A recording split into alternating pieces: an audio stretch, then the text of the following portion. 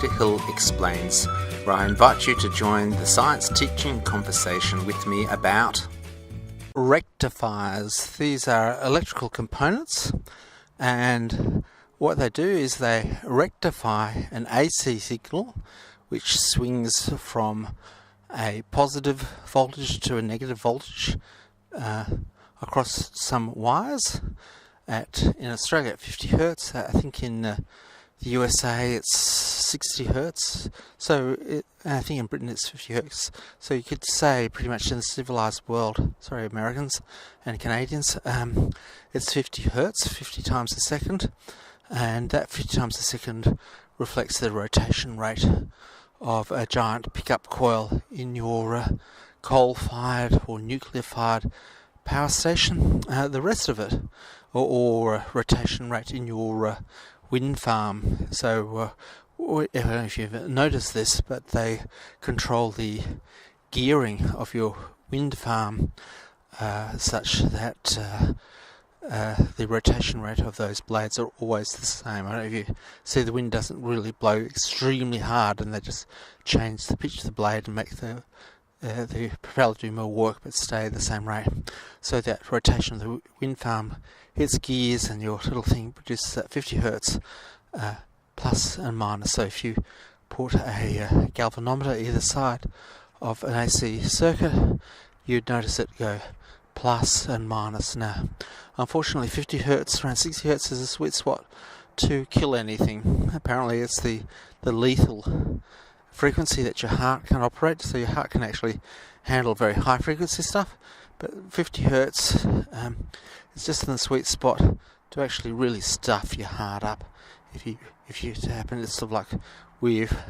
So close your eyes. I think we'll run at this many hertz, and this is the power distribution. It just happens to be, after the fact, the most lethal variety. Now you have AC, because AC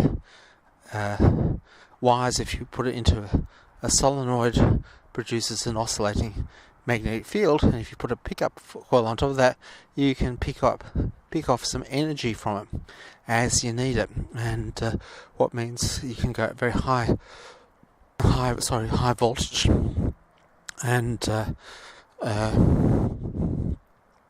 number of voltage swings is proportional to the amount of I'll just say you can build an electrically powered power station. What? Yeah, a power station which is run by electricity, and that's called a transformer. And so it goes like this. So if you've got 240 volts, in the US it's 110, but again in the civilized world it's 240 volts AC, and that's 240 volts RMS. So the actual swing is, I think, I can't go 2 square root of pi bigger,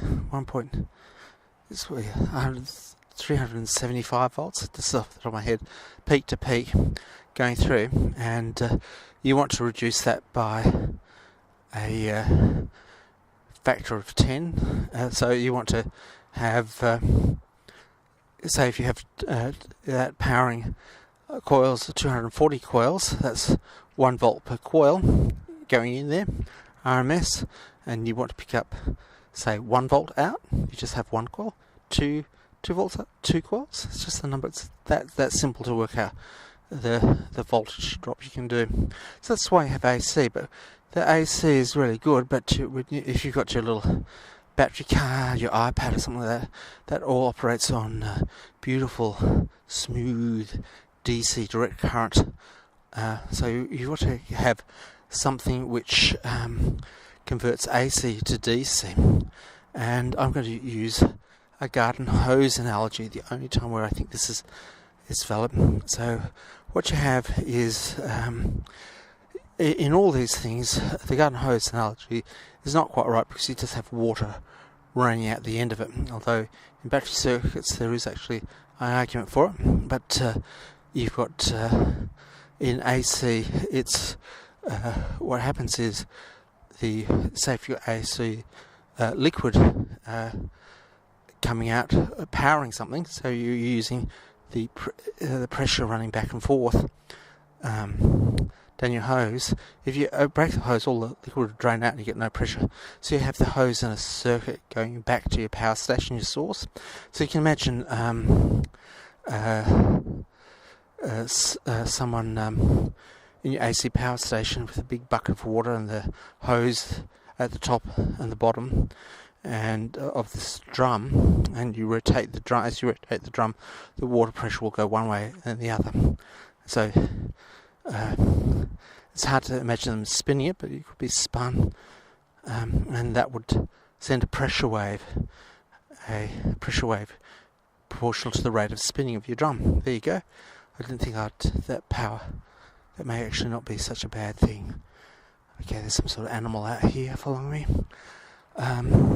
So that will produce your AC circuit, and you want to actually bleed some of that off in a way so there's always positive pressure.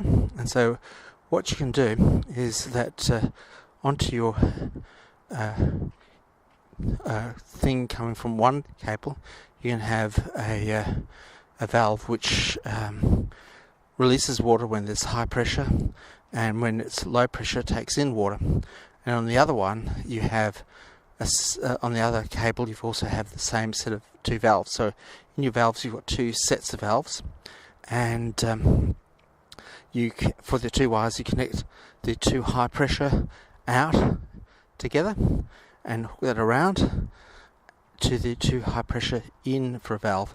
And what will happen, you've got a system of 4 valves in a diamond, and coming into left and right you've got your pressure flowing back and forth, and it goes through the valves. The valves open and shut at a time such that the water flows in one direction in your pickup circuit. So the 2 valves are connected to a hose which is hooked over the top.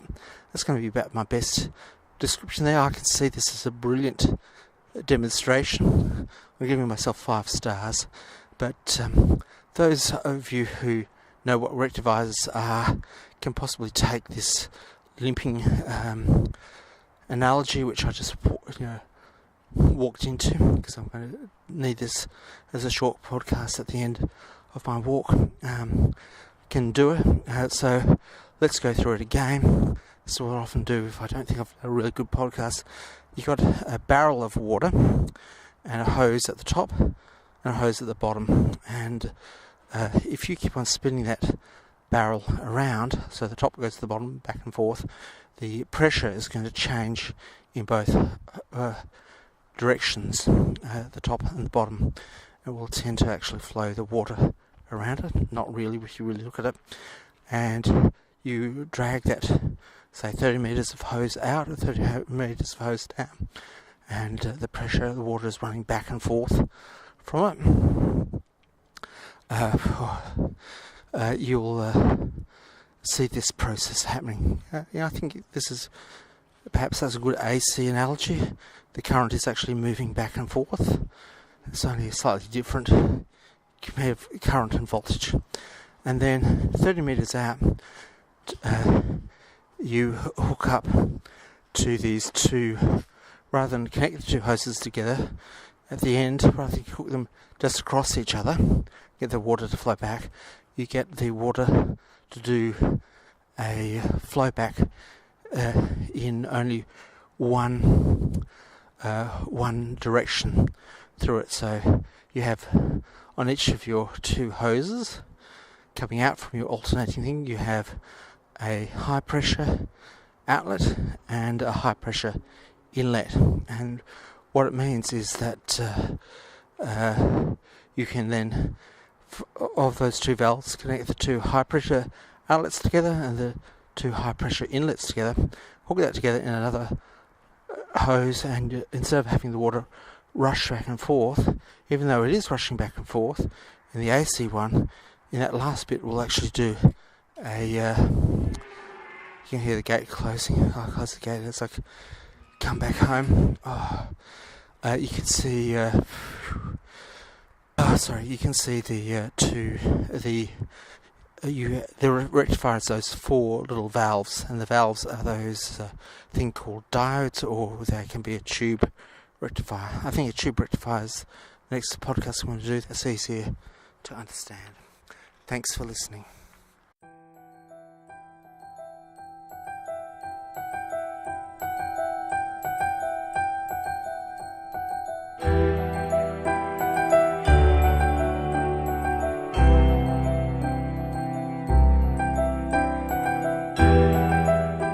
Another podcast, another story comes to a close. It's been a pleasure sharing this moment in time with you. May you discover truly amazing things, understand them, and tell others. Thanks for listening.